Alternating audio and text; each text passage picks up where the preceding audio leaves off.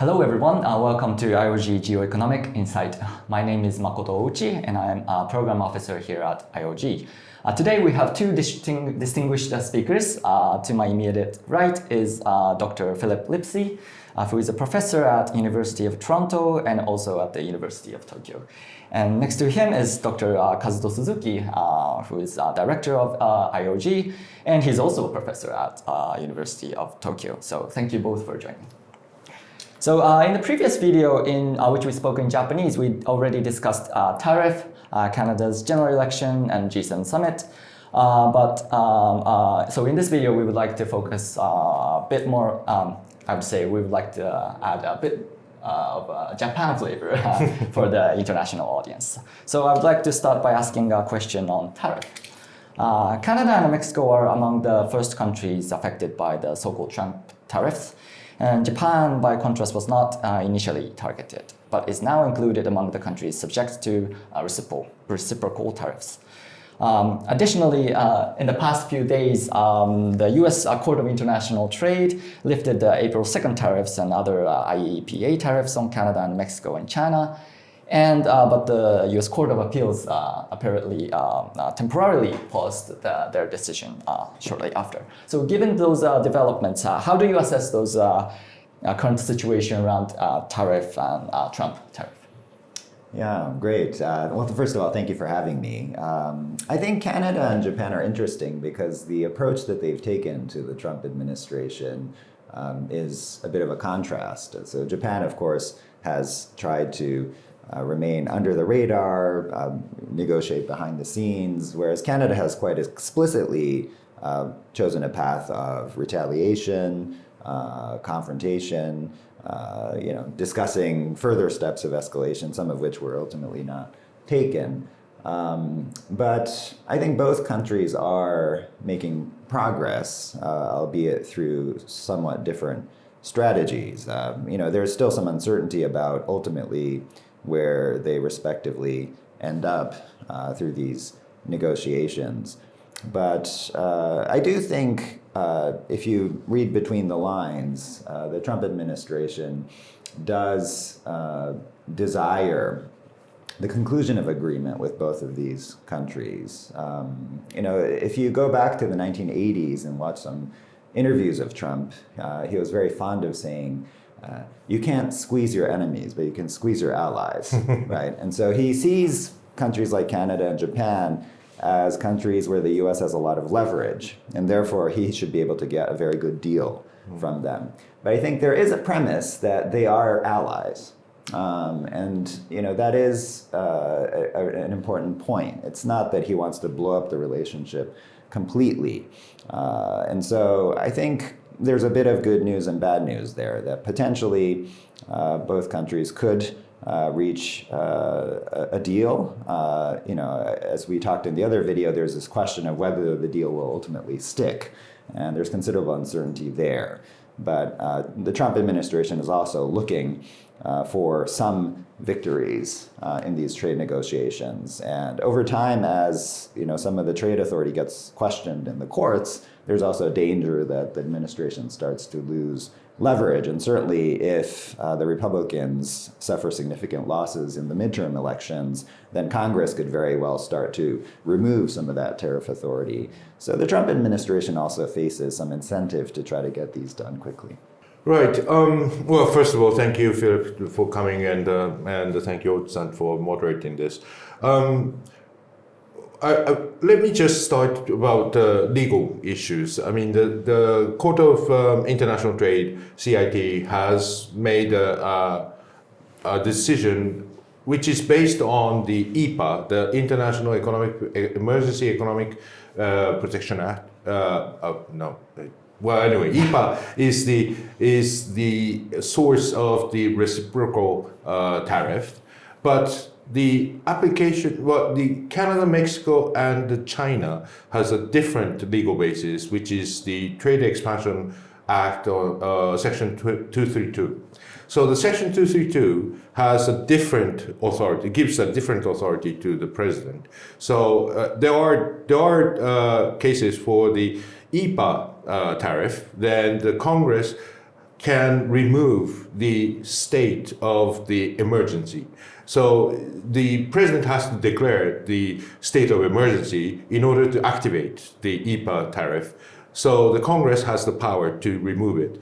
But for the Section 232, it's not. I mean, the Congress has less power to control over. So probably the negotiation that Japan is engaged with the United States will be to a certain extent negotiable, and the Congress has a certain extent power to remove it. But the Canada, it's a different story. And also, I think the individual, item by item tariff, such as the steel, aluminum, and automobile, these are also the Section 232 tariff. So these are something that is also very difficult to negotiate. For example, the US and the UK has concluded the tariff agreement, framework agreement, and among which the United States will keep the 25% on the automobile tariff, but the US put the quota of the of lower tariff for 100,000 cars per year. So that means the up to 100,000 cars, the UK's export will be applied only 10%. And the 100,000 is most of the almost all the UK's exports to United States. So this quota is the one that we need to discuss and negotiate. But the problem is that steel, aluminum, the number one exporter to United States is Canada. So steel, aluminum, these are very, very difficult to set a quota on it because of the size of the export. UK 100,000 car is very, very small in comparison to the 2 million cars exported from Japan. So again, these negotiations, UK agreement is not exactly relevant to refer to, because the size of the export, or the size of the export from UK is much, much less. And of course, the United States has trade surplus against UK. So unlike Canada and Japan, which United States has a huge trade deficit. So I think we need to work together, Japan and Canada, to coordinate our strategies to make sure that how can we gain gain a position in the negotiation with the Trump administration. Thank you very much. So my next question focuses on the Indo-Pacific region. So when we specifically look at Canada, in 2022, they released its Indo-Pacific Strategy, signaling a clear ambition to deepen its engagement in the region. But there's there's a Ukraine war in Europe, and there's also trade negotiations with the United States. And it seems much of Canada's focus appears to be oriented towards Atlantic. And so my question is, how do you see the situation or current circumstances in the Indo-Pacific region? So. Yeah, absolutely. So I think what you say is absolutely correct.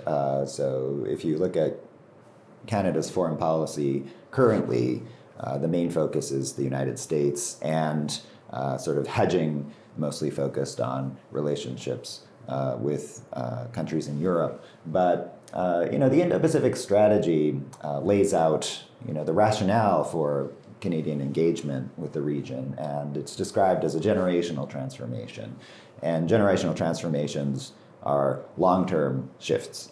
And so I think there won't be sort of a downgrading of the prioritization of the region just because these immediate issues are calling for attention. There are many experts within Canada who, observing the history of Canada's engagement with the region, are concerned that basically this will just be the latest episode in a pattern of engagement and then disengagement and essentially not showing up. There's sort of talking a good talk, but not showing up.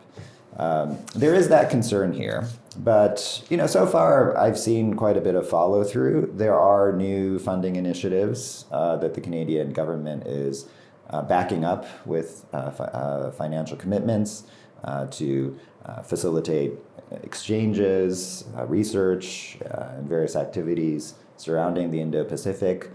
There will be an opening of the Asia-Pacific Foundation branch in Singapore.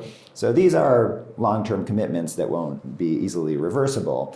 And of course, there might have been a slightly different picture if the Canadian government had shifted from liberal to conservative, but ultimately we have the same political party in power. So I tend to see significant continuation in terms of Canada's Indo-Pacific strategy, which is underpinned by the reality that the region is, after all, growing and increasingly becoming the geopolitical and geoeconomic center of the world.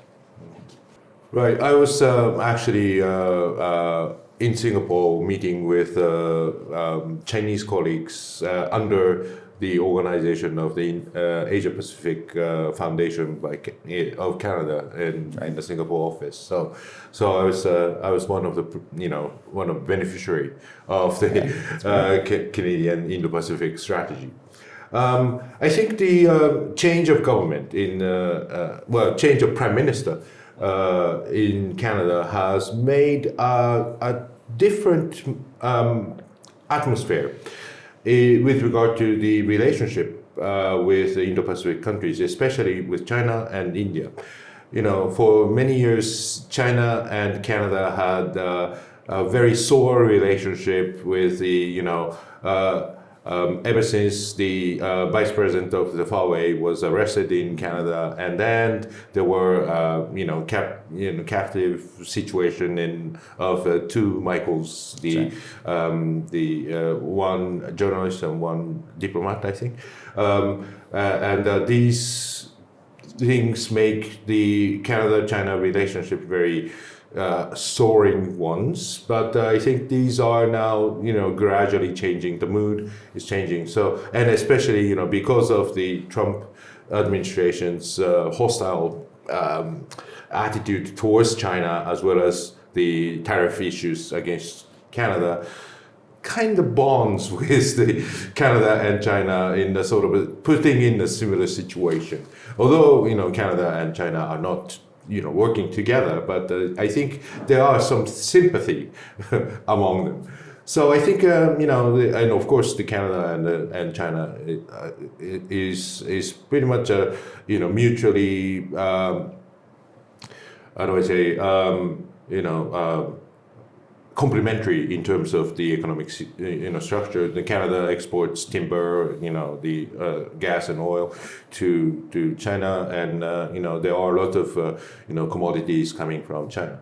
So I think there are interesting change due to the change of prime minister in Canada and the Trump administration.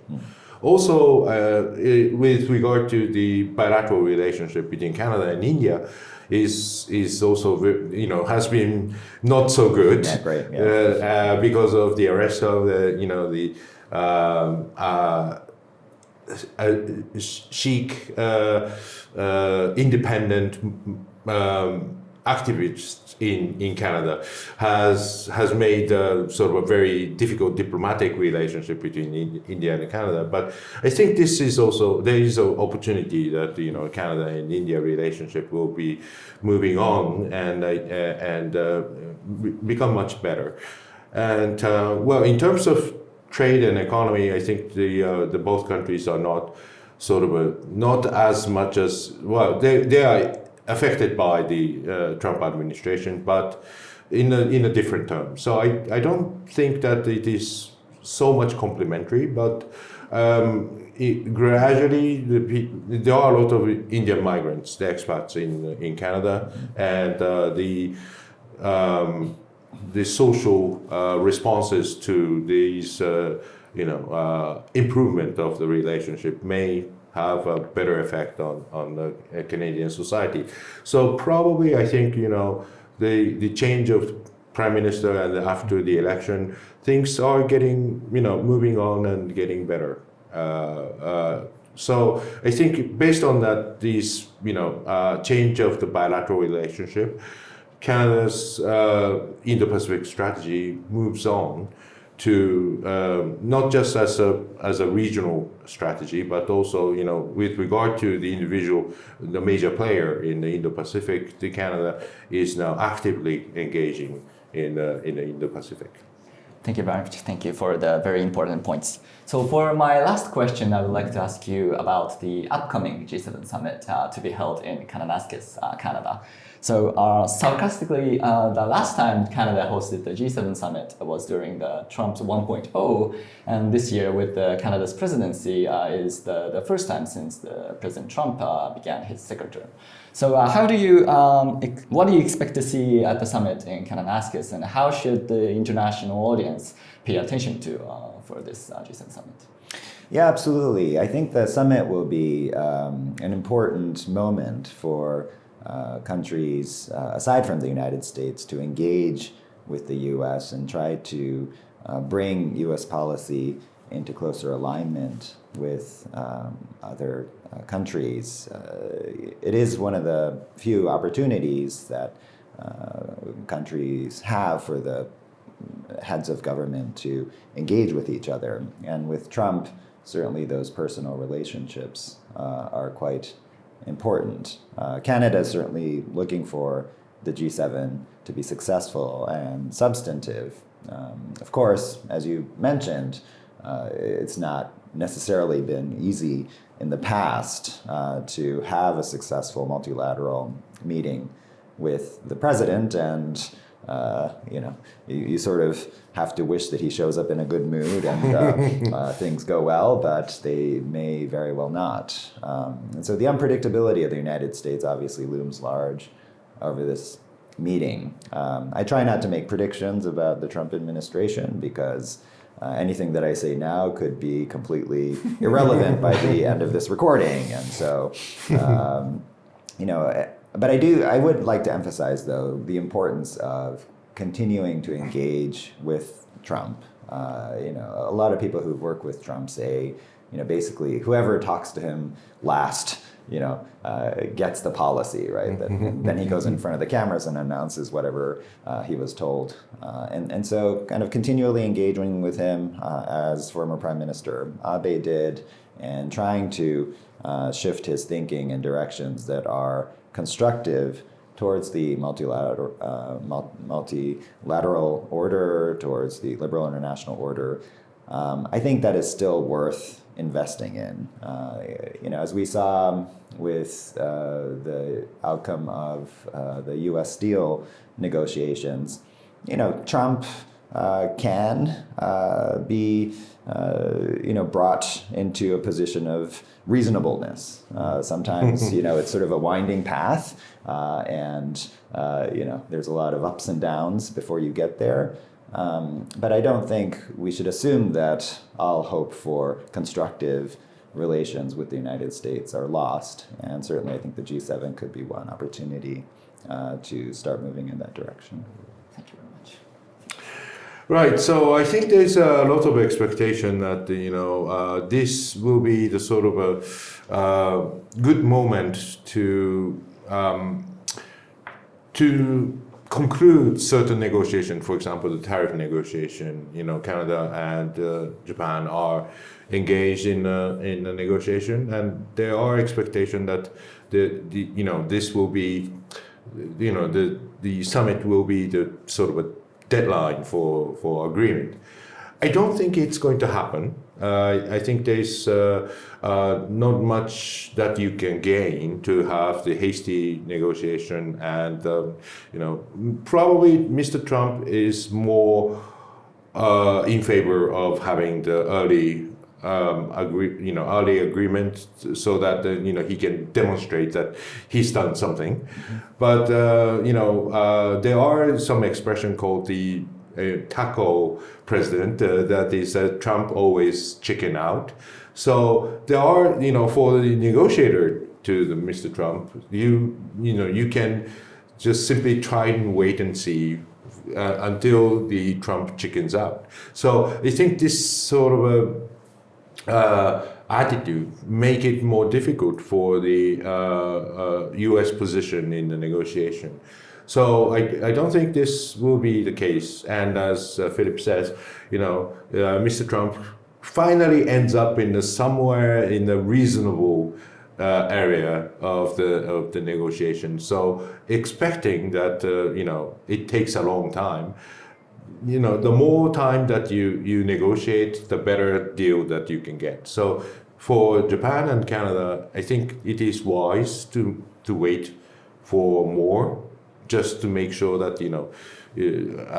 Trump chickens out. So that will be the case, and I think that therefore there may not be a big agreement in this summit. I think in 2019 in France, there was the summit communique was just only a one sheet of paper.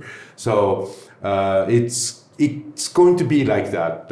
Hopefully, if there is a final communique, then it's going to be a very short one, not a detailed one that usually usually it's 20, 30 pages, but not for this time.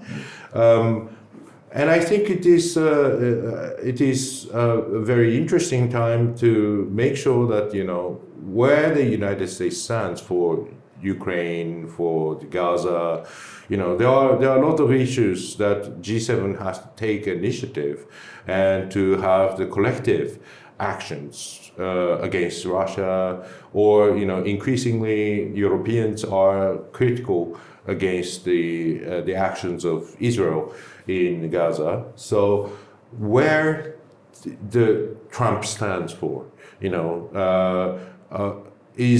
is United States together with Europe to condemn Russia and support Ukraine? I mean, this last a few days ago, there was a huge drone attack on the Russian air bases, and these were very successful military operations, and that may be sort of changing the mood of the Ukraine being sort of an upper hand against Russia. So, Mr. Trump says, Ukraine doesn't have any cars. Now Ukraine has a car.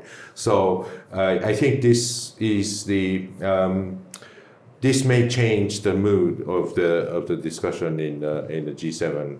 And probably we can use that as to encourage Mr. Trump to engage more to support Ukraine. And so as in Middle East, I mean, the situation in Gaza is critical. It's a humanitarian disaster, and I think there must be some sort of support. And the U.S. supported organization is also under attack, and therefore I think there are some reasons that Mr. Trump is engaging with European countries as well as Japan and Canada to work together to support the humanitarian aids in Gaza. So there are a lot of things that we can discuss in this summit, but the point is where Mr. Trump stands for. So that will be the point of discussion in this summit. Thank you very much. Thank you for the very fruitful discussion. And thank you for watching this video. So, see you next time. もうすでにそのワシントン DC に事務所を構えている企業も多いんですけれども、その情報収集だけじゃなくてですね、きちんとそのメッセージを出していくということも必要になってくるかと考えています。